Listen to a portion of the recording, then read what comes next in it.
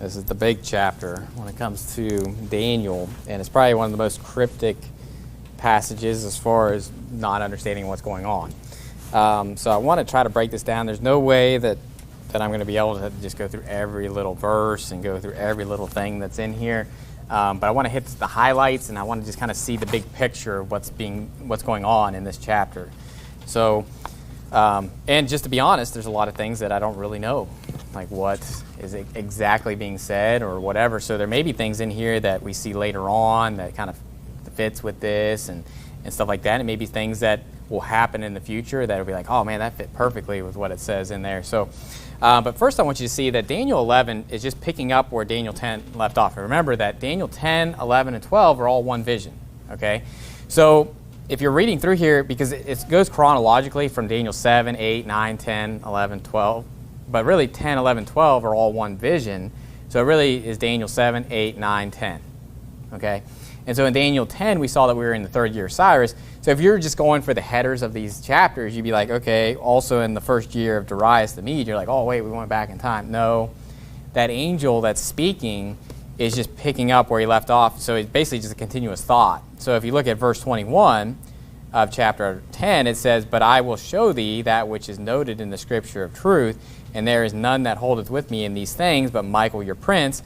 Also I, in the first year of Darius the Mede, even I stood to confirm and to strengthen him. So he's basically talking about how they're dealing with the princes of Persia, and then the realms of Grecia. There's going to be the prince of Grecia.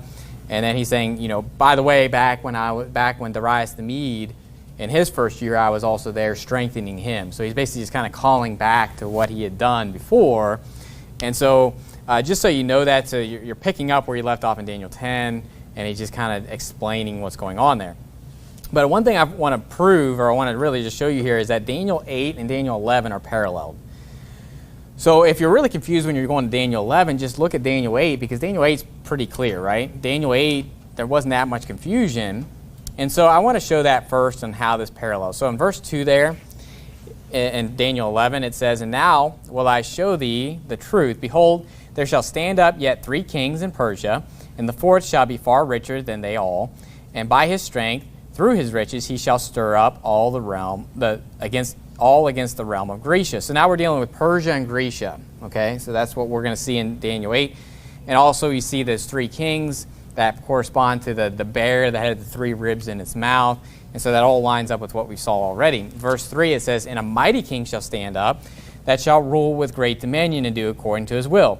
And when he shall stand up, his kingdom shall be broken and shall be divided toward the 4 winds of heaven, and not to his posterity, nor according to his dominion which he ruled, for his kingdom shall be plucked up, even for others beside those.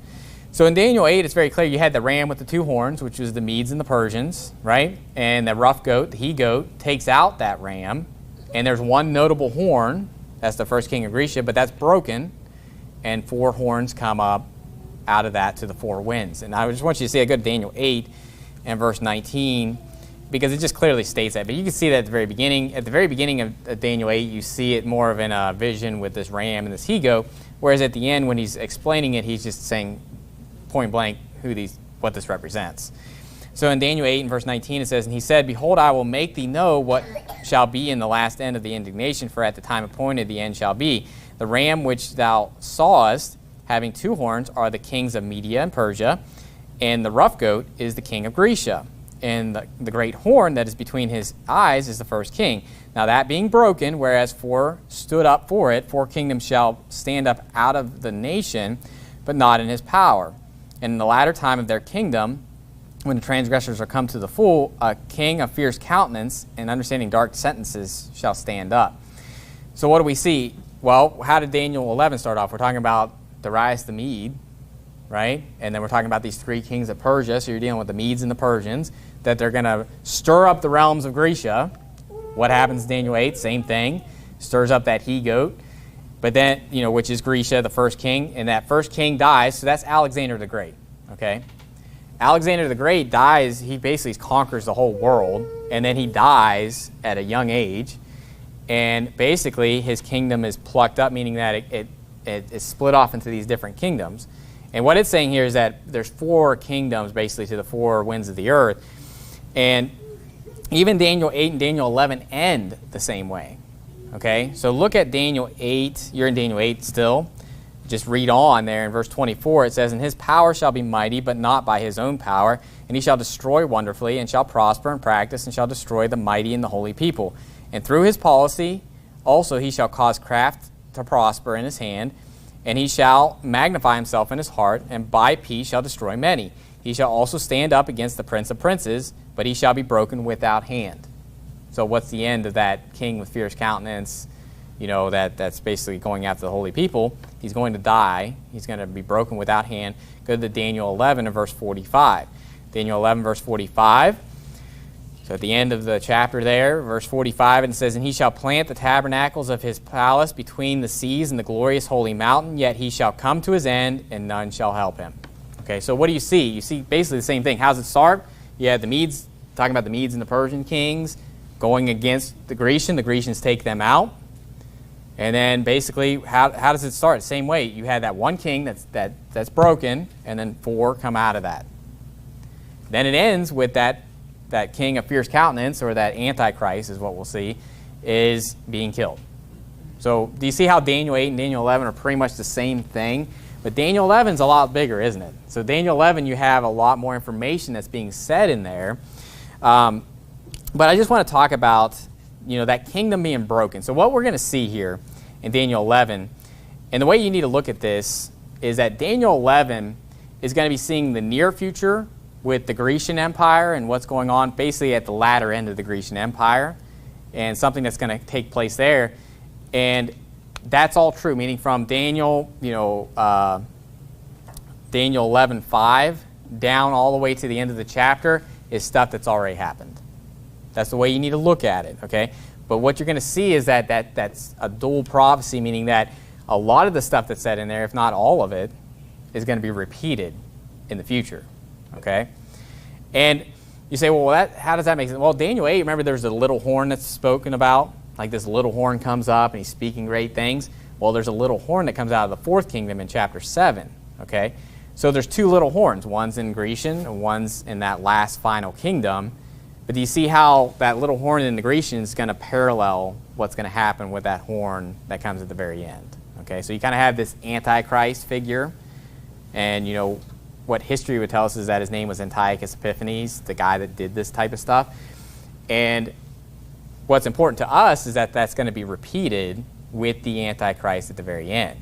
Okay, and so if you understand that, then that you're not really trying to figure out, okay, well, where's the past, as far as the Grecian Empire stop, as far as where they're talking about, and then where does it go into future events? Because there's no doubt when you're reading through Daniel 11 that you're seeing things, you're like, yeah, that's what Jesus is talking about, abomination, desolation. Like, you see these different things, you're like, that's going to be in the future. But what you're going to see is that, yeah, that happened back then, but it's basically the true or the big fulfillment of that is going to be in the future.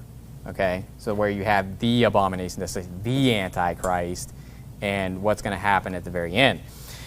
But these 4 kingdoms that are coming out, after Alexander the Great died, basically he died at a young age, didn't have a successor, and so they had what they called the Diadochi, or Diadochi, depending on whether you're British or whether you're American English, okay? So if you're American, it's Diadochi. Yeah, Diadochi. I don't know. It doesn't matter. So, but either way, what that means is it's just a term that means successors. So there was family members and these generals, okay? So imagine that you have this kingdom that's made up of Persians, Babylonians, like Egyptians, like all these. I mean, this kingdom was what we would call a world kingdom back then. It was taking up basically all of Europe, all of the Middle East, all of the northern portion of Africa and all that stuff. And so you have these generals that are probably from all these different locations. And when Alexander died, they didn't stay together. Okay, and that's what the Bible's telling us here. That's even what history tells us. And so history will tell us that there was basically these 4 major kingdoms that came out. Now, it's not perfectly like that, meaning that there's some that went over to Rome, and you can see where the Roman Empire eventually comes out of that. And even some of the Roman emperors claim that they have descendants from Alexander the Great, basically saying that their lineage kind of comes from that Grecian realm. But there's 4 major ones. There's the Ptolemy Empire that basically took over Egypt, okay? There's the Cassander kingdom that basically took over where we would see Athens in modern Greece. There was the Lysimachus, and I don't know if I'm saying that right, but that basically took over like the western part of Asia Minor or Turkey, okay? And then you had the Seleucid Empire, which is a really big, meaning that they took over the Babylonian, the Persian, basically all the way over to India, okay? And what you're going to see is that what's being said in Daniel 11 is really dealing with the Seleucid Empire and the Ptolemy Empire, okay? And if you looked at a map, what you would see is that Israel's right in the middle of that. And so Jerusalem would be in the middle. So you'd have the Seleucid Empire, which would be the northern kingdom. And then the southern kingdom would be the Ptolemy Empire, which is the Egyptian Empire, which would be the king of the south. So when you see this king of the north, king of the south, king of the north, king of the south, look at it as the kingdom of the north, kingdom of the south, because what you're going to see is that kings are going to die and, you know, people are going to replace them, okay? So you're not dealing with the same person all the way through, okay? But you're dealing with these kingdoms, and what's it north and south of? Jerusalem, okay? So that's why, and you'll see this terminology that's being used there, the glorious land, okay? So there's this battle going on between the kingdom of the north, kingdom of the south, and then Jerusalem's like right between them, okay? And then there's going to be stuff that's going down in between that. So I hope that makes sense. I mean, so basically, yeah, they're broken off, but really the northern kingdom and the southern kingdom are the ones that are really being talked about here. Those are the powerhouses. Ptolemy was one of his generals, and he was one of his strongest generals. So was I think Ptolemy, I may be messed up on what the history, he's either his friend, one of them was a friend, one was a general.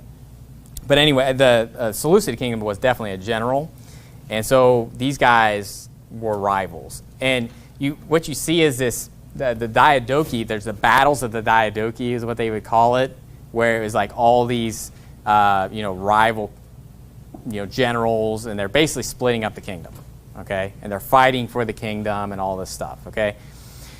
And that's, if you were going to look at, okay, what's this stuff with this they're giving this daughter in marriage to, and all this stuff. You'll actually see that type of stuff going on. If you look at the history of the Ptolemy Empire and all this stuff, and the Seleucid Empire, and this happens all the time, if you look at history, where they would marry off a daughter to try to make a league and all this other stuff, right?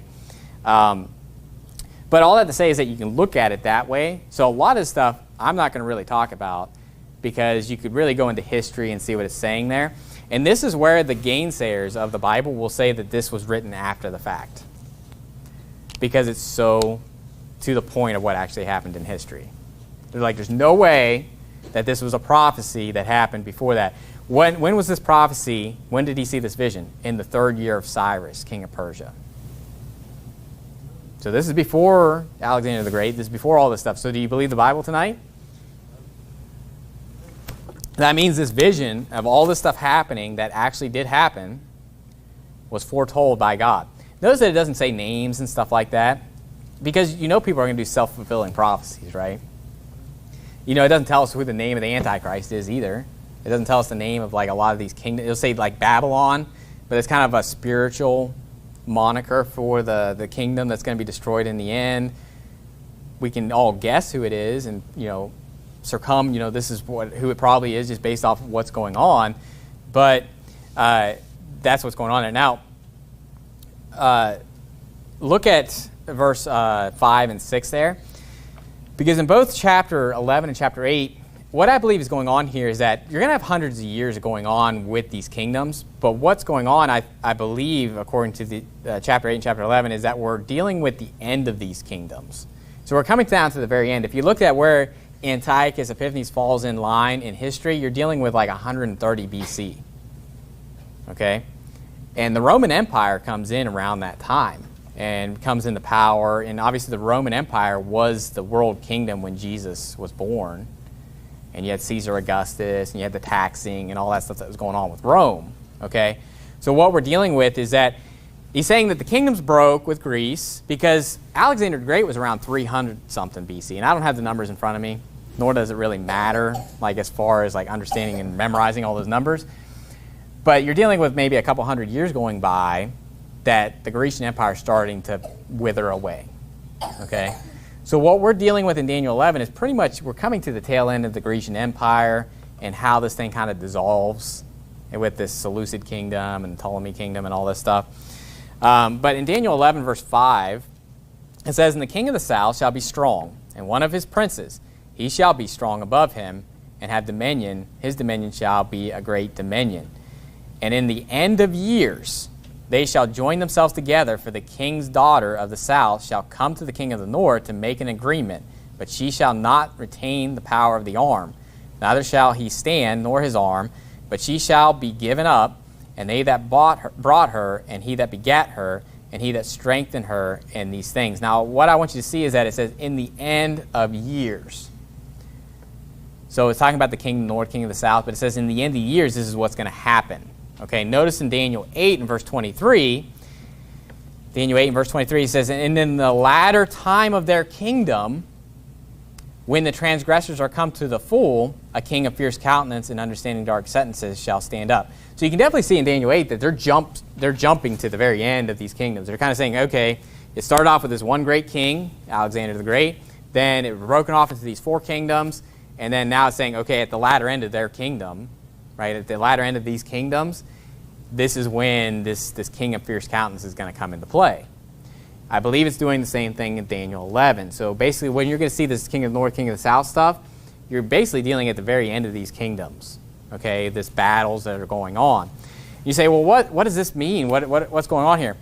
Well, you see a lot of wars, don't you? Wars, rumors of wars, kingdom rising against kingdom, nation against nation. If you want to see the spiritual or the future aspect of this, this could be kind of showing us the beginning of sorrows, okay? Go to Matthew chapter 24. And I know I hit this, on Wednesday with Matthew chapter 24 and how you had that first seal where you had the pretty much the Antichrist coming on a white horse, and he has a bow in his hand, and he went forth conquering and to conquer. Then the second seal, you had the red horse, and he had a great sword in his hand, and he took peace from the earth. So what do you have with those first 2 seals? You have wars, rumors of wars, and then you have kingdom rising up against kingdom. And that's what you really see until you get to the abomination of desolation. You see these battles back and forth between the king of the north, king of the south, king of the north, king of the south. And they're kind of going back at each other. One wins a battle, the other one wins a battle. And it's this back and forth between these kingdoms. And so I'm just trying to condense what is going on here to really kind of see, if you're just going to block this chapter out as far as what's going on, everything before the abomination of desolation, you could link into either the beginning of sorrows, which is that first 3.5 years, which is wars, rumors of wars, pestilences, and all that stuff that's going on. It could be that some of that is actually before that, and it's building up to it. But everything before you get to the abomination of desolation, I would say is before that. Okay, it's the first half of that 7 years. And so you say, well, how does that, what does that mean? Well, it could just be that it's just giving us information about the Grecian Empire, and it doesn't have that much pertinence to the future, or maybe that will be paralleled. Maybe some of this stuff that you're dealing with, the king of the north, king of the south, and things that are going on, maybe it parallels with what's going to happen in the future. And that's where it's like, I'm not really going to go into great detail on that because it hasn't happened yet. Okay, if there is a parallel, it hasn't happened yet. Okay, because a lot of that stuff that we don't really know, right? Because we're not going to know that we're in it until what? The abomination of desolation. When thou shalt see the abomination of desolation. And so Matthew 24 and verse 4, it says, "And Jesus answered and said unto them, Take heed that no man deceive you, for many shall come in my name, saying, I am Christ, and shall deceive many. And ye shall hear of wars and rumors of wars. See that ye be not troubled, for all these things must come to pass, but the end is not yet. For nation shall rise against nation, and kingdom against kingdom, and there shall be famines and pestilences and earthquakes in divers places. All these are the beginning of sorrows."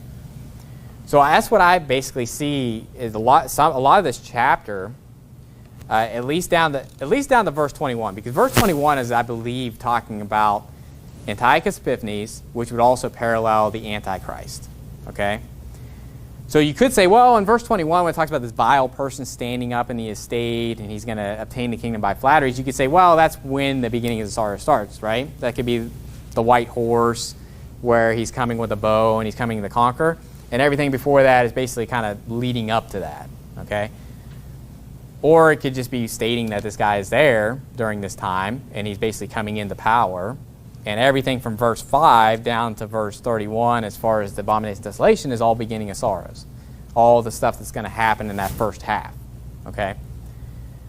And you say, well, what does it all mean? You tell me, because there's a lot of things in there that could definitely just be talking about what happened. I'll say this, everything in there has already happened in the Grecian Empire. What parallels in the future, I'm not sure. Now, there are things that are going to be said in this chapter that we know for sure parallel in the future because it's stated in the New Testament, okay? That's what you know. So, but if you block it out that way, then you understand, okay, this is what it's probably dealing with, and you can kind of rule out that that has nothing to do with once we get into the Great Tribulation, or whatever, right? But what you really should focus on is what is clearly stated in the New Testament that this is going to happen, okay? And so you really just need to go into Daniel 11 saying, okay, this is very clear. This is talking about the Antichrist. Let's just hone in on that, okay? And then, as you're reading through this over the years and you're just really just going through it a lot, that you can maybe say, well, you know what? I think this little portion right here kind of lines up with this other portion over here. And you can get into the nitty-gritty details. But what you really need first is the structure. You need the structure. The structure of Daniel 8 and Daniel 11 being parallel, because that's going to give you kind of like a key of understanding here's the sequence of events in Daniel 8, this is how the sequence of events happen in Daniel 11, and figure out where the blocks of information fit with that. I know this is deep.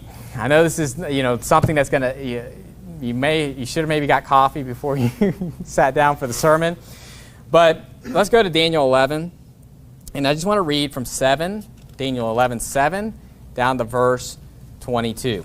Because you can look at this as far as, like I said, I want you to see, just as I read this, how you see these wars going back and forth, okay? And that's what I see happening, when you look at the Bible, as far as just things about the tribulation or the beginning of sorrows, is that there's going to be wars, rumors of wars, peace is going to be taken from the earth, there's going to be all kinds of death and things that are going on, and see if that matches up with what's being read here as I read through this. So in verse 7 there it says, "But out of a branch of her roots shall one stand up in his estate, and shall come with an army, and shall enter into the fortress of the king of the north, and shall deal against them, and shall prevail, and shall also carry captives into Egypt their gods, and their princes, and with their precious vessels of silver and of gold, and he shall continue more years than the king of the north.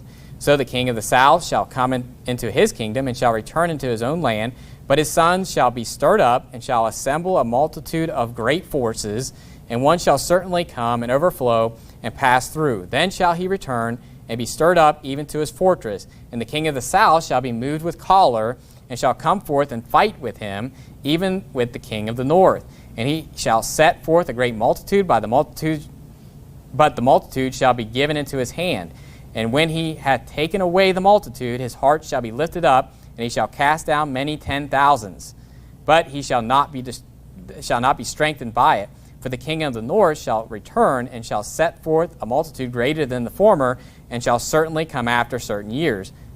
Shall come after certain years with a great army and with much riches. And in those times there shall many stand up against the king of the south. Also the robbers of thy people shall exalt themselves to establish the vision, but they shall fall. So the king of the north shall come and cast up a mount, and take the most fenced cities, and the arms of the south shall not withstand, neither his chosen people, neither shall there be any strength to withstand. But he that cometh against him shall do according to his own will, and none shall stand before him. And he shall stand in the glorious land, which by his hand shall be consumed. He shall also set his face to enter with the strength of his whole kingdom, and upright ones with him. Thus shall he do. And he shall give him the daughter of women, corrupting her, but she shall not stand on his side, neither before him. After this shall he turn his face unto the isles, and shall take many. But a prince for his own behalf shall cause the reproach offered by him to cease. Without his own reproach he shall cause it to turn upon him.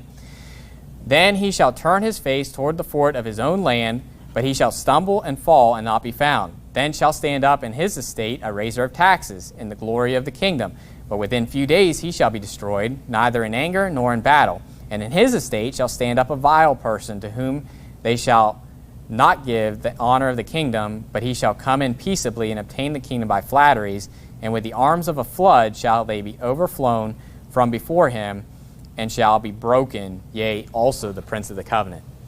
So really, if you go all the way down, I believe if you went all the way down to verse 21, you're dealing with the beginning of SARS. You're dealing with wars. What do you see? Armies going back and forth. They're taking out people. They're taking out tens of thousands of people. And you see that happening with those first 4 seals, where you see pieces taken from the earth. The 4th seal, a fourth of the earth is killed. And it goes through these different things, the ways that people are killed and all this stuff. So there's a lot of warfare going on, a lot of things that are being done there. And you do see, there's other things that you can go into. Remember that there's going to be 3 kings that are going to be plucked up during this time. And you can see here that there's 3 kings that die. If you look at it carefully, and the way it says that he shall fall and shall not be found. And the next person's going to be destroyed, not with anger nor in battle. And then the other one, then what I believe is the Antichrist is going to die. Because notice that it says in verse 22, that vile person, right? It says, and with the arms of a flood shall they be overflown from before him, and shall be broken, yea, also the prince of the covenant. And who's the prince of the covenant? He's the one that's going to confirm the covenant for 1 week in Daniel chapter 9. Remember the prince that shall come? And it says, and he shall confirm the covenant with many for 1 week.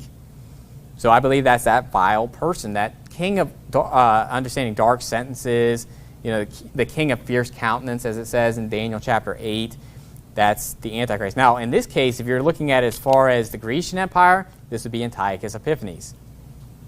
His name literally means God manifested, meaning he's saying that he is God. He's manifested as God. You think of Epiphany, and Epiphanies, it's kind of the same word as far as something that's manifested, or you kind of had an epiphany, like the light bulb went off kind of thing. But notice in verse 23, because the prince is cut off. Now, you say, well, did this guy rise from the dead? Well, here's the thing. When it says that he's broken, it doesn't necessarily mean that he died here. But if we look at the future aspect, we know that he does die, right? That the Antichrist will actually die and raise from the dead, okay? Or raise out of the bottomless pit. He'll ascend out of the bottomless pit, right? So if you're looking at as far as the Grecian, well, maybe he lost in battle, he was broken. But notice what happens in verse 23. It says, and after the league made with him, he shall work deceitfully, for he shall come up and shall become strong with a small people. Notice how he's broken, but then he's going to make a league, and then he's going to come up. Now, in Daniel 8, verse 24, dealing with the Antichrist. And so kind of keep your hand to Daniel 11, Daniel 8. I know this is deep, and this is thick, but try to stick with me here. Daniel 8 and verse 24, it says, and his power shall be mighty, but not by his own power. And he shall destroy wonderfully, and shall prosper in practice, and shall destroy the mighty and the holy people. So notice this thing that keeps being brought up is that with the Antichrist, it's not by his own power. There's someone that's basically propping him up. So in Daniel 11, it's giving us a little more information about that, basically saying, hey, he's going to be broken, but then he's going to make a league. It doesn't say who he's making a league with, but we know who the Antichrist is making a league with the devil. Okay, go to Revelation chapter 12, because I'm going to show you that in the Revelation, when this happens in the future, basically the Antichrist is there on the scene in this war and all this stuff, but he doesn't come to power until halfway through that week in the abomination of desolation, and we're going to see who gives him his power. So in Daniel 8, it says it's not by his own power, and it also says that he's going to make a league with him, right? It says after the league made with him, so someone's going to make a league with him, and then he's going to come up. Okay, so you can definitely see how you can see the physical realm and the Grecian Empire, how he makes a league with somebody, and they kind of prop him up as being, giving him power to be a king and all this stuff. But you can definitely see the spiritual in this when you're dealing with the Antichrist dying, being broken. He's coming up, ascending out of the bottomless pit. But who do you make a league with? Well, in Revelation chapter 12, verse 15, and remember that was by the arms of a flood, right? That's how he's broken. The arms of a flood. So in Revelation chapter 12, verse 15, it says, and the serpent cast out of his mouth water as a flood after the woman, that he might cause her to be carried away of the flood. And the earth helped the woman, and the earth opened her mouth, and swallowed up the flood which the dragon cast out of his mouth. And the dragon was wroth with the woman, and went to make war with the remnant of her seed, which keep the commandments of God, and have the testimony of Jesus Christ. I believe that the Antichrist is killed in that flood. Okay, there's a quarter of the earth that's being killed at that time. And what's the arm of a flood? Well, a lot of times it's dealing with an army. Okay, the arm of a flood. You think of arms taking up arms. And I didn't put it in my notes, but you can see other passages in the Bible where it talks about a flood and it's talking about armies. And even in Revelation chapter 17, you're dealing with how the woman sat on many waters. And it says that the waters represent multitudes of people and nations. Okay, so a lot of times water and stuff like that is representing nations or people. Go just to the next chapter there. So you continue reading in chapter 13. Verse 1, it says, "And I stood upon the sand of the sea, and saw a beast rise up out of the sea, having 7 heads and 10 horns, and upon his horns 10 crowns, and upon his heads the name of blasphemy. And the beast which I saw was like unto a leopard, and his feet were as the feet of a bear, and his mouth as the mouth of a lion. And the dragon gave him his power and his seat and great authority." Notice, not by his own power, and he made a league with him. And notice what it says in verse 3. It says, "And I saw one of his heads, as it were, wounded to death, and his deadly wound was healed, and all the world wondered after the beast." There's the prince of the covenant being broken, making a league with none other than the devil, the serpent, and then he's going to come up. You say, well, maybe he just had a deadly wound, like it was like he's going to die. No, he dies. Look at Revelation chapter 17, dealing with that same thing with the beast. Because remember that they wondered after the beast, because his deadly wound was healed. If someone got like basically a mortal wound or something like that, and it was really bad, listen, people have been shot in the head and survived. I know someone personally that was shot in the head and survived. And it wasn't exactly right after that, but people can survive those type of things. Okay, and so I guarantee it's not that. That someone just survived some crazy, attack.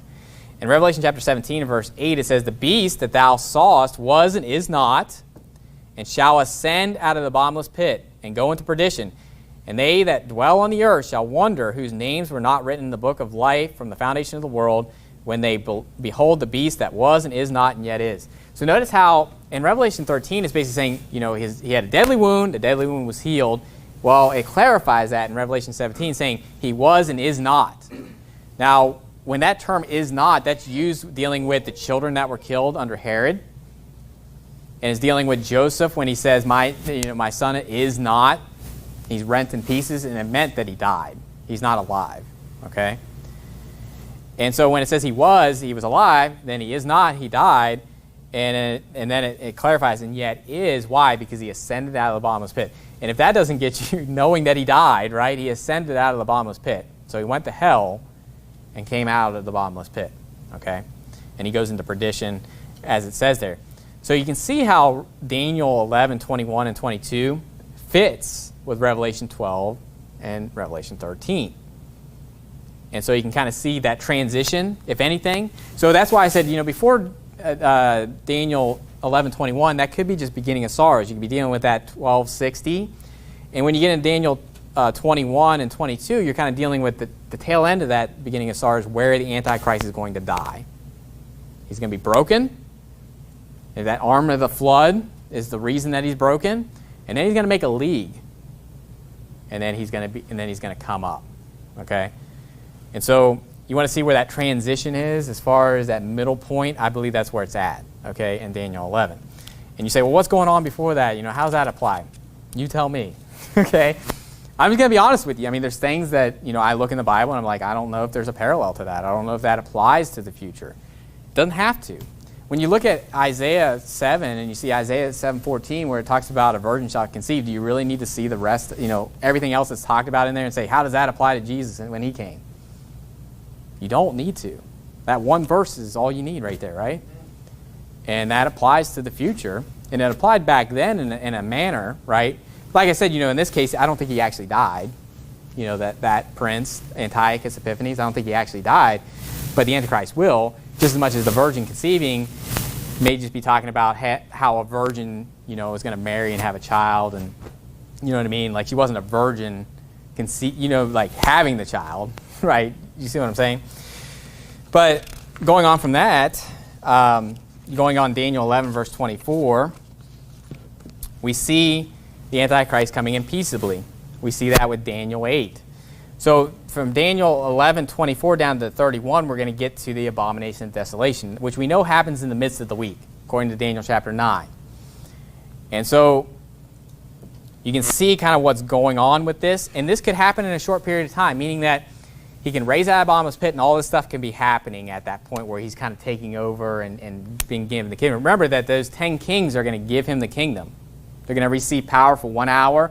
But what's going on? How's that happening? Right? You ever wonder, like, how are they handing this off? How is this working? And Daniel 11 might be giving you more information about what's going on there. Okay? That's why it's so interesting. Because it's kind of like this code of what could be happening in the future, and you don't know where it all fits. You know, it's kind of a nice little puzzle that no one's really figured out yet. And so that's why it's fun to look at Daniel 11 and say, okay, is this fitting, you know, with what would happen in the future? And so Daniel 11 verse 24 says, he shall enter peaceably. In Daniel 8, it says, he shall by peace destroy many. Okay? So he's going to say peace. And isn't that the case? We need peace over in the Middle East. That's why we're going to go kill everybody. I mean, isn't that why we go to war with all these people? We need to have peace over there. So that's why we're going to go bomb babies and weddings and all this stuff, right? And, you know, so anyway, in verse 24, it says, he shall enter peaceably, even upon the fattest places of the province, and he shall do that which his fathers have not done, and his fathers' fathers. He shall scatter among the prey, and spoil and riches, yea, he shall forecast his devices against the strongholds, even for a time. And he shall stir up his power and his courage against the king of the south with a great army, and the king of the south shall be stirred up to battle with a very great and mighty army, but he shall not stand, for they shall forecast devices against him. So he's basically saying he's going to take out that king of the south. Okay, this is where the Antichrist is taking over the whole world. And you could maybe look at this, you remember in Daniel 7, it talks about those 10 horns, which are 10 kings of that last kingdom. And this could be where he's plucking up those 3. He's plucking up those 3 kings, and he's taking them out, and then those 10 kings, or whoever takes over those kingdoms, are going to give him the power. And so in verse 26 it says, yea, they that feed of the portion of his meat shall destroy him. His army shall overflow, and many shall fall down slain.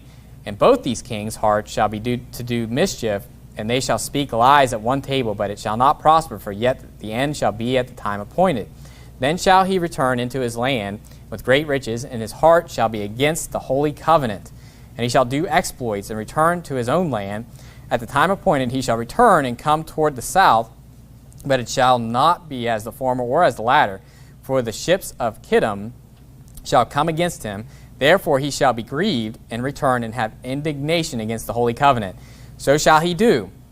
He shall even return and have intelligence with them that forsake the holy covenant. And arms shall stand on his part, and they shall pollute the sanctuary of strength, and shall take away the daily sacrifice, and they shall place the abomination that maketh desolate. Okay, so here's the abomination of desolation. And you say, well, you know, that already happened back then, that's done. Well, why did Jesus say, when you shall see the abomination of desolation spoken of by Daniel the prophet? This is what he's talking about. So he's pointing back to this, even though, yeah, this happened, you know, before Jesus even came to the earth the first time. He's pointing back to it, saying, basically, Daniel spoke of this. This is what you need to be looking for. Okay? Notice that it keeps talking about the Holy Covenant. I'm going to get into that, what that is. There's actually only one other place besides Daniel 11 that it uses that phrase, Holy Covenant. Okay? Now, and you can look at this in your own time, and I put this in here.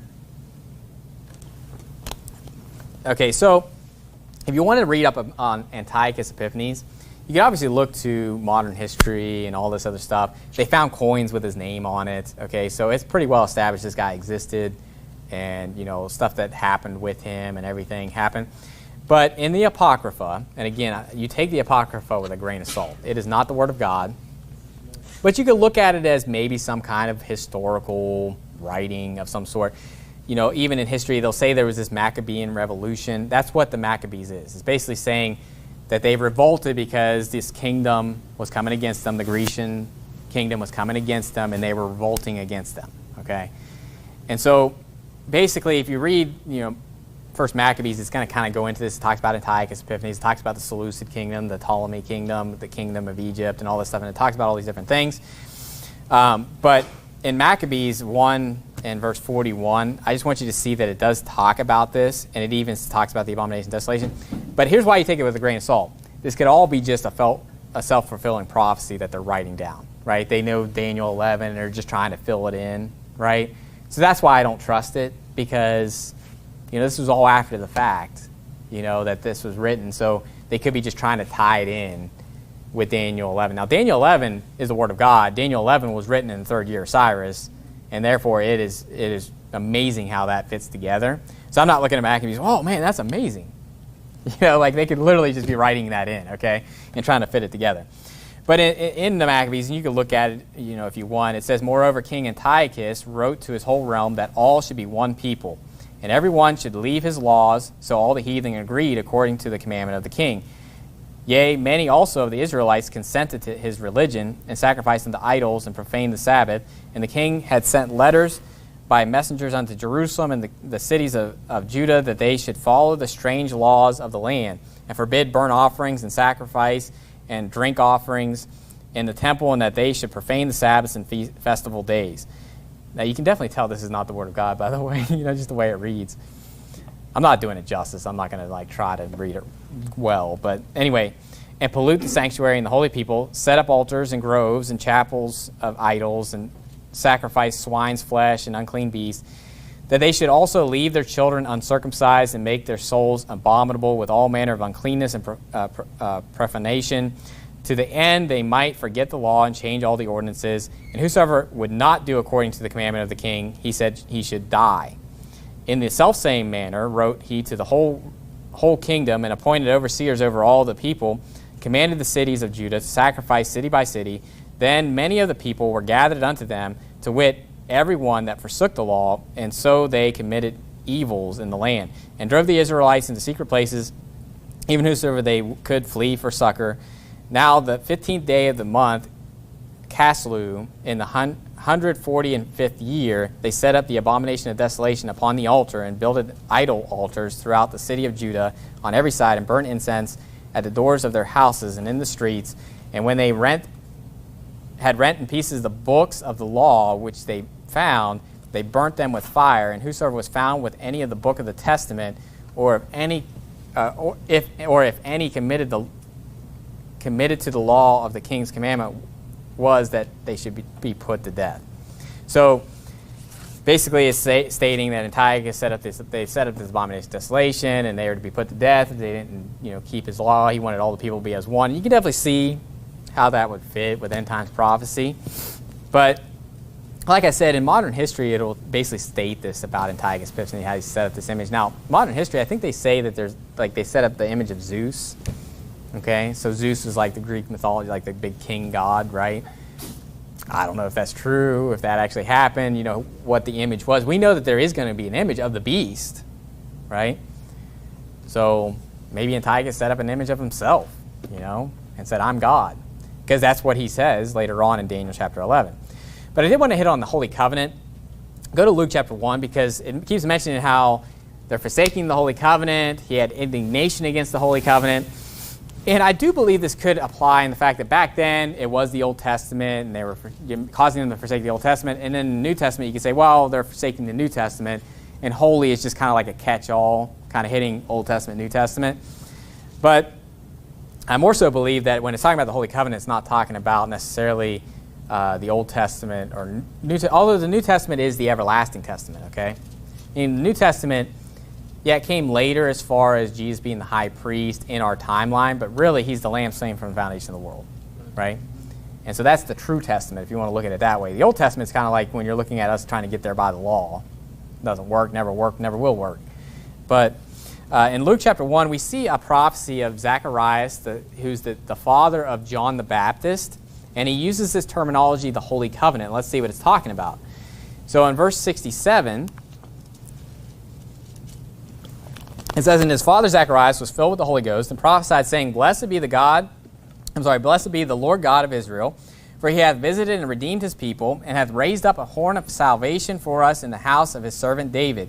And he spake by the mouth of his holy prophets, which have been since the world began, that we should be saved from our enemies, and from the hand of all that hate us, to perform the mercy promised to our fathers, and to remember his holy covenant, the oath which he sware to our father Abraham, that he would grant unto us that we, being delivered out of the hand of our enemies, might serve him without fear in holiness and righteousness before him all the days of our life. So this is the only other place that that phrase holy covenant is mentioned in the whole Bible. It's mentioned 3 times in Daniel 11, talking about them forsaking it and, basically having an indignation against the holy covenant. Well, and here it says that to remember the holy covenant, the oath which he sware to our father Abraham, and talking about being delivered out of the hand of their enemies. Well, let's see what oath he's talking about. Go to Genesis chapter 22. Genesis chapter 22. I want to show you this real quick because basically the holy covenant is that Jesus is the Christ. The gospel, if you will, right? He preached before the gospel unto Abraham, saying, "In thee shall all nations be blessed." Remember that. And remember that in thy seed, which is Christ, right? It talks about thy seed, and not seeds as of many, but as of one, and to thy seed, which is Christ. The promises were made unto Abraham, right?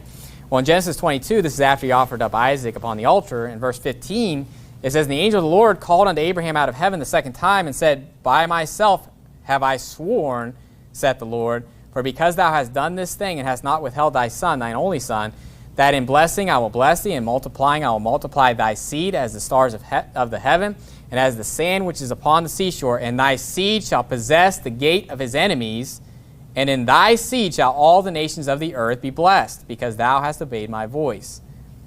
So what was the gospel? That in thee shall all nations be blessed. That in thy seed, which is Christ, all nations would be blessed. And so what's the Holy Covenant? It's the gospel of our Lord Jesus Christ is what it is. And it's been from the foundation of the world. So when they were forsaking the Holy Covenant, and listen, you say, well, they were in the Old Testament. It's the same gospel. Amen. It's the everlasting gospel. They were saved by faith back then, and we're saved by faith now. It's never changed. And so there's no problem with that, saying, well, the Holy Covenant is the gospel, because the gospel's never changed. And so you see how that applies. Back in that time, in the Grecian, there were people that believed on Christ. Listen, there was an unbroken chain of people that were believers. It's not like there was this just dark period where no one was saved and no one was a believer. Listen, there were people in Jerusalem that believed, and they fought for their God, and they fought for the gospel. That's going to make a lot of sense when you see why they're doing great exploits, and they're purging people and making them white. It's talking about them getting saved and winning people to Christ. Okay?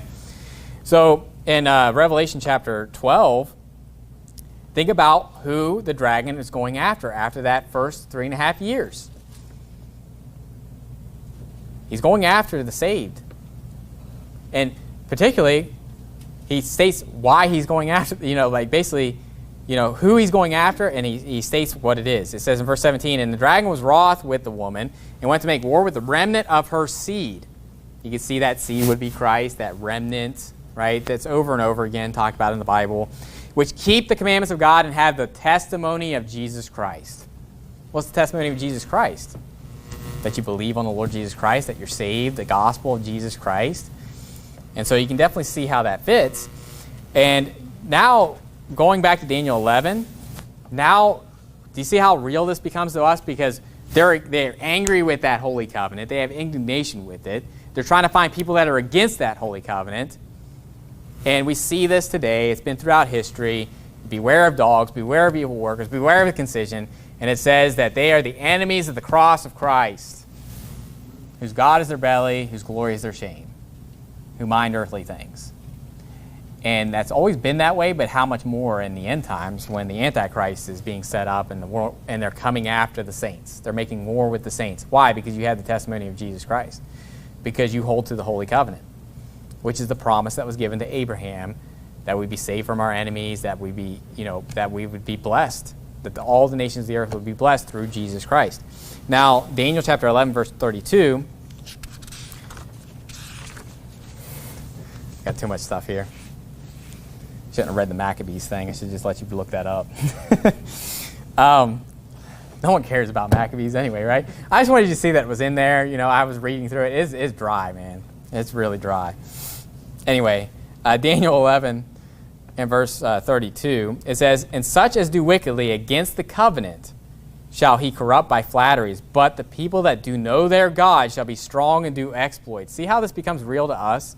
people that do know their God, those that are actually believers, that are actually true Christians, that hold the testimony of Jesus Christ, we're going to be strong and do exploits. Amen. And then it goes on in verse 33, it says, and they that understand among the people shall instruct many. Yet they shall fall by the sword, and by flame, and by captivity, by spoil many days. Now when they shall fall, they shall be holpen with a little help. But many shall cleave to them with flatteries. And some of them of understanding shall fall, to try them, and to purge, and to make them white, even to the time of the end, because it is yet for a time appointed. What is he saying? He's saying they are literally dying so people will get saved. They're doing great exploits because they want people to be tried, to be purged, and to be made white. Well, Daniel 12 really kind of explains what that means to be made white. Well, you can think of the white linen, which is the righteousness of saints. And what is the righteousness of saints? The righteousness of God. Not the righteousness which is of the law, but the righteousness which is of God by faith. And so in Daniel 12 and verse 3 it says, and they that be wise shall shine as the brightness of the firmament, and they that turn many to righteousness as the stars forever and ever. What are you talking about? Winning people to Christ. The fruit of the righteous is the tree of life, and he that winneth souls is what? Wise.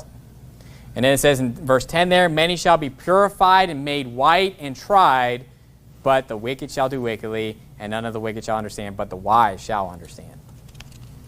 So you definitely see the exploits that are being done as far as the Christians. And when you see what the Holy Covenant really is, I think it really puts meat on there, whether you were back then or now, right? Because back then, what were they fighting for? The gospel. And they were instructing many, right? In Daniel chapter 11 and verse 36, we see the Antichrist saying that he is God, okay? So this is one of the big things that you're going to see. This happens at the abomination and desolation. So you can see a lot of this information is kind of spread out in verses, but it's really happening all at once, right? The abomination and desolation set up. He's going to go into the temple and say all this stuff, and all this stuff is kind of happening really rapid fire. And so in verse 36 it says, and the king shall do according to his will. He shall exalt himself and magnify himself above every god, and shall speak marvelous things against the God of gods, and shall prosper till the indignation be accomplished. For that is determined shall be done. Neither shall he regard the God of his fathers, nor the desire of women, nor regard any god, for he shall magnify himself above all. But in his estate shall he honor the God of forces, and a God whom his fathers knew not shall he honor with gold and silver and with precious stones and pleasant things.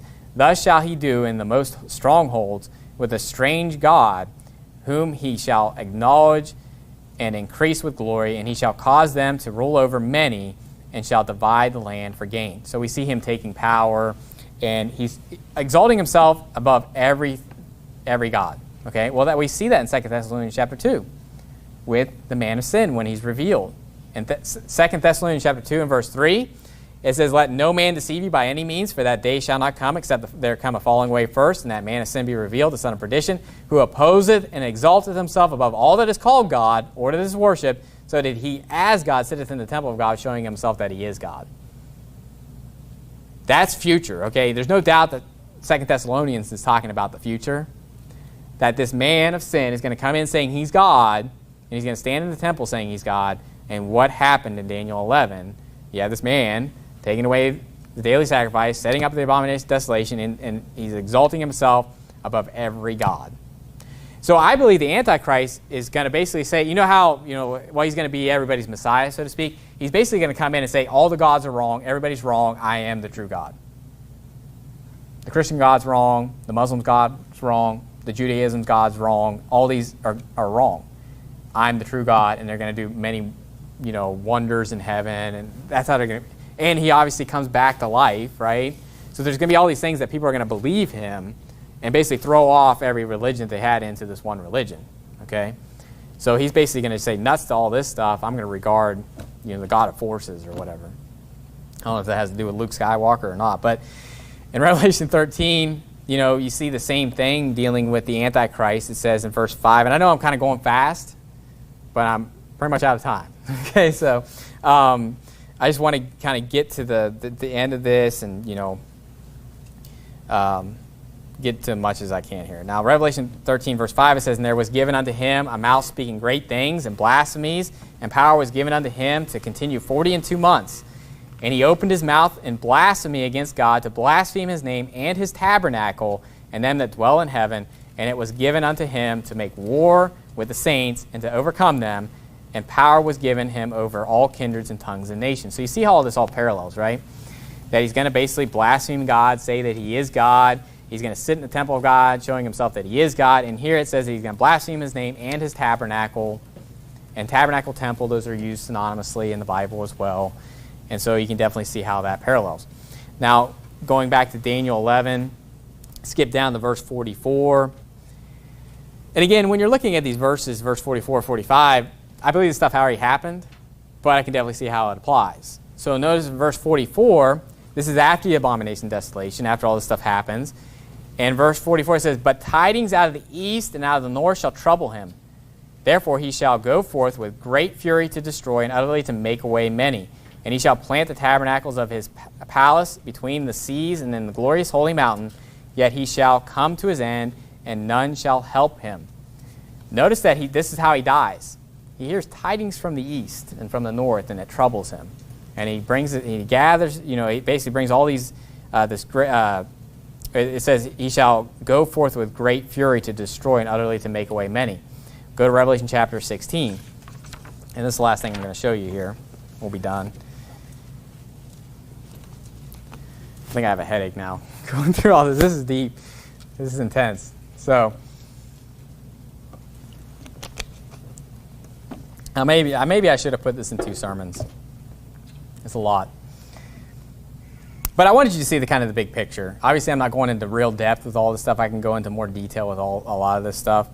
But in Revelation chapter 16, verse 12, what we'll see is this is the 6th angel pouring out his vial. So we're at the very end, tail end of basically God's wrath. And we know that these happen synonymously. So you have the 6th trumpet, 6th vial, and then the 7th trumpet, 7th vial. And when the 7th trumpet sounds, that's when the end of the reign of the Antichrist. So we're at the very end of his reign. Okay? In verse 12 there, it says, "And the 6th angel poured out his vial upon the great river Euphrates, and the water thereof was dried up, that the way of the kings of the east might be prepared." Isn't that interesting? He said he was troubled at tidings from the east. Listen, every word of the Bible is important. You think that was by accident that they're using that terminology, using those directions there? In Revelation 16, verse 13, it says, "And I saw 3 unclean spirits like frogs come out of the mouth of the dragon and out of the mouth of the beast and out of the mouth of the false prophet. For they are the spirits of devils, working miracles, which go forth unto the kings of the earth and of the whole world, to gather them to the battle the great day of God Almighty. Behold, I come as a thief. Blessed is he that watches and keepeth his garments, lest he walk naked and they see his shame. And he gathered them together into a place called in the Hebrew tongue Armageddon." And that battle happens in Revelation chapter 19. Revelation 19 is where Christ comes on a white horse. We come on white horses with him out of heaven to this battle, to the marriage supper of the Lamb. And in Revelation chapter 19, verse 20, it says, "And the beast was taken, and with him the false prophet that wrought miracles before him, with which he deceived them that had received the mark of the beast, and them that worshipped his image. These both were cast alive into a lake of fire burning with brimstone. He's broken without hand, and he shall come to his end." Both Daniel 8, Daniel 11, that's how it ends. And so, like I said, you can see parallels in there. The last thing I had is I was going to show you where it talked about how Antiochus died from just being sad. If you want to see that, I'll show that to you later. But that was just kind of a funny thing that I saw in there. But all to say, you can see how the parallels are there. Like I said, I didn't go through all the verses and talk about the daughter of women and how he corrupted himself. And I can go into all different avenues, and maybe try to make up some theories with that. But really what you got to go onto is, hey, the abomination and desolation, that fits. And just see what fits with the New Testament. Use the New Testament as your flashlight. So basically what the New Testament says, see if it fits in there. See if there's something that's said that makes sense.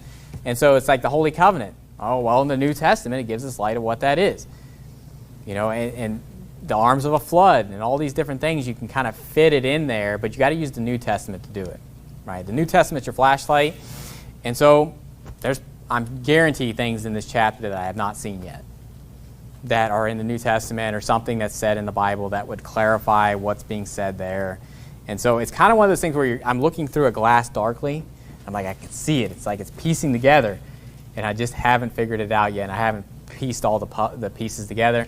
But it's a very interesting chapter, and next week when we get to chapter 12, it's not going to be as deep. I'm going to go through timelines. So next week, when we end this book, there's a lot of timelines in Daniel 12, and I might bust out the old whiteboard and show you, and I'm not dispensational, so this is a special event, but I'm going to bust out the whiteboard and just kind of show you all the timelines that you see on that chart so it kind of makes sense. I think it helps when I draw it out and kind of explain it as I do it to see how that all fits. So let's end with the word of prayer. Heavenly Father, Lord, we thank you for this evening, and thank you for the souls that were saved today. And Lord, thank you for the book of Daniel. And it's definitely a thick book. It's definitely deep. It's the meat of the word. And Lord, just pray that you'd help us to understand it.